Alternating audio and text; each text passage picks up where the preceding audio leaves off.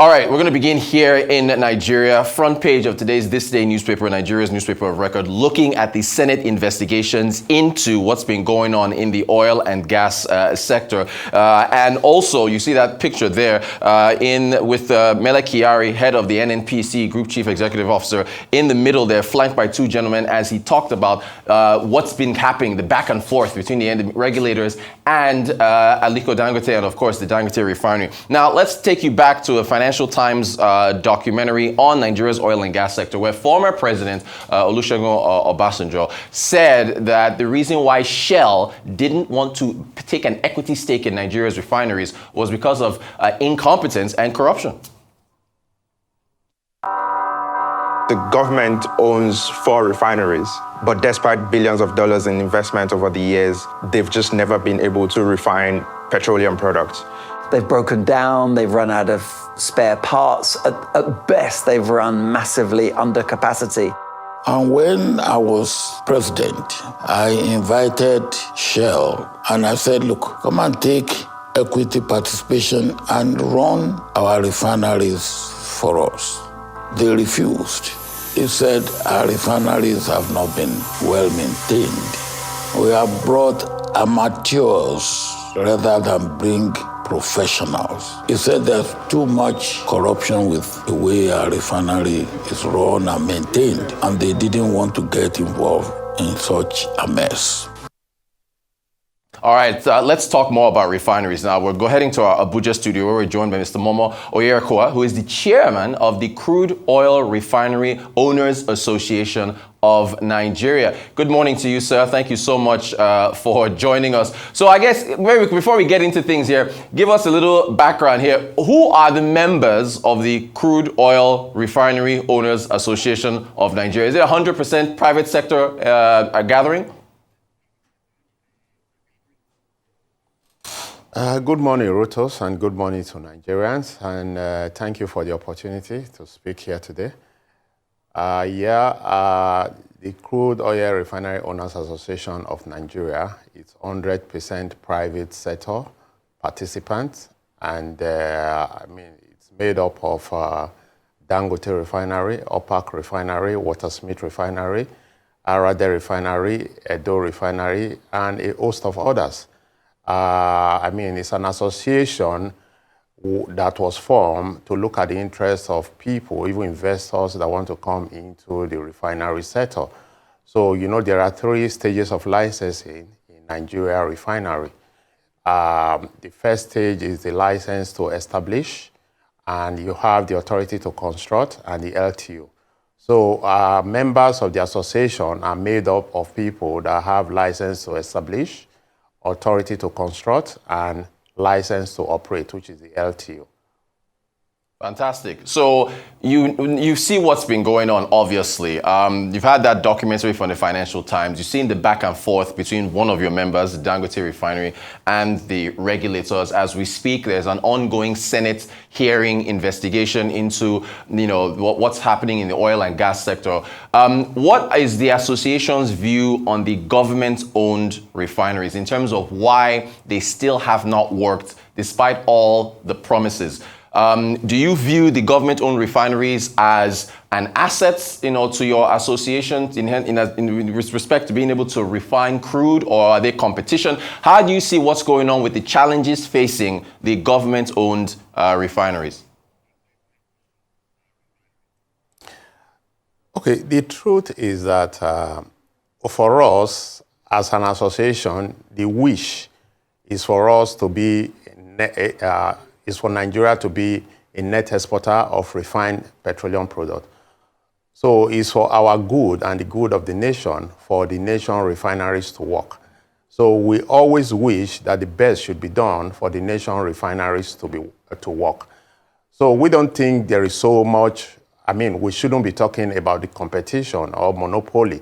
And it's unfortunate that the issue between Dangote and the regulator actually came to fore, because for me, I'm not sure, and I don't think it should have been an issue that should have been discussed in the public. So it should have been discussed in closed doors. We usually hold meetings with the regulators and all of that. So if there were issues of concern and all of that, they are our regulators. They should invite us, then we'll have a form of engagement with them. So going back to the Nigeria refineries, I think that the best effort is being put in, but whether the effort is yielding result is another thing that we are perhaps not very clear about. But as I've always said, the government refineries today, I think the Port Harcourt refinery, about $1.5 billion or so, if I remember clearly, is the amount that is being invested, either $1 billion or $1.5 billion.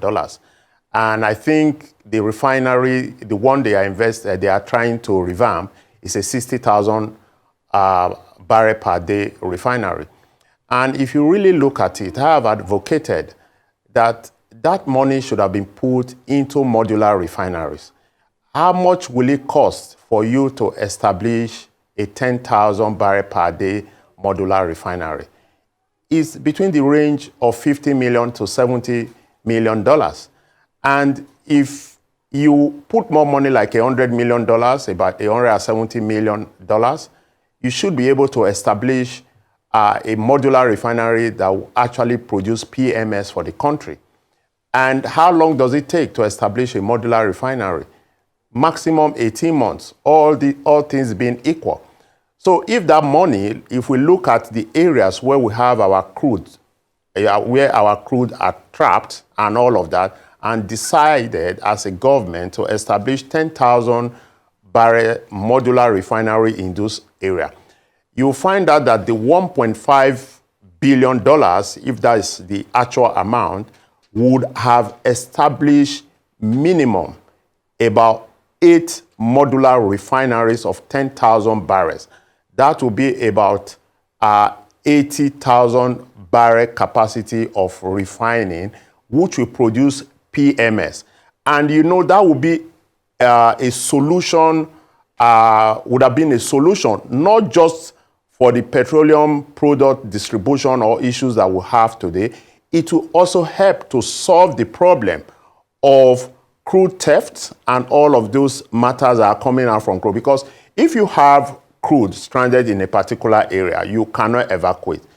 Perhaps there is a pipeline. If there is no pipeline, you have to create pipeline, you have to create terminal.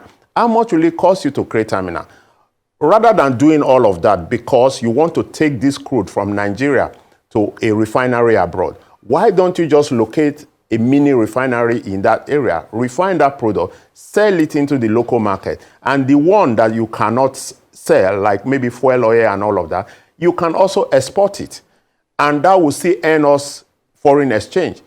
So for me, I'm not able to, you know, sometimes when you speak on issues like this, they become very political. So I would have thought if I were to make decision in the revamping of that refinery, I would have rather looked for a newer refinery rather than revamping that refinery, which is, I think, should be more than 40 years old. Okay, well, I think your answer is pretty clear in that regard. So as far as, and that's to be clear, that we're saying that these investments really should go towards the private sector. So as things are now, I mean, this fuel is still not being sold freely. There's still hitches where we are here in Lagos. You still got some stations will open, then they close, then they open again, then they close. It looks like there's still issues with getting supply now. What is your association focused on now? How do we, boost oil refining capacity in Nigeria? For any Nigerians who have been wondering what is happening, what needs to happen going forward? I think as we speak right now, the only hope we have is Dangote Refinery.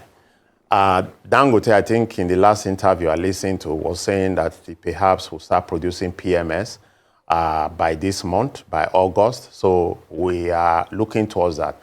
For the modular refineries, there is a challenge. The challenge is that some of us is exception. We've not been able to get the crude that we even require to optimize our plant. My plant, for example, the Oak Park Refinery, we attained commissioning in 2021. 2022, we actually went through reliability tests, and we came into production. In fact, it was even a push, a very huge push for us to even get crude for the reliability test of the refinery.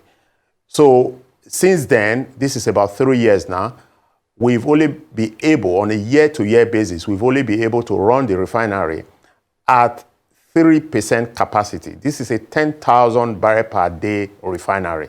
We've not been able to even run it at 10%, meaning we've not been able to get 1,000 barrel of crude per day.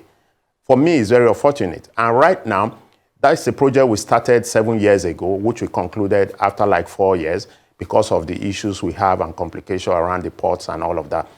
You find out that now we've not been able to optimize. We are not even thinking of additional investment into the plant. And these are some of the issues that are bedeviling most of the modular refinery. They've not been able to even come to cash flow.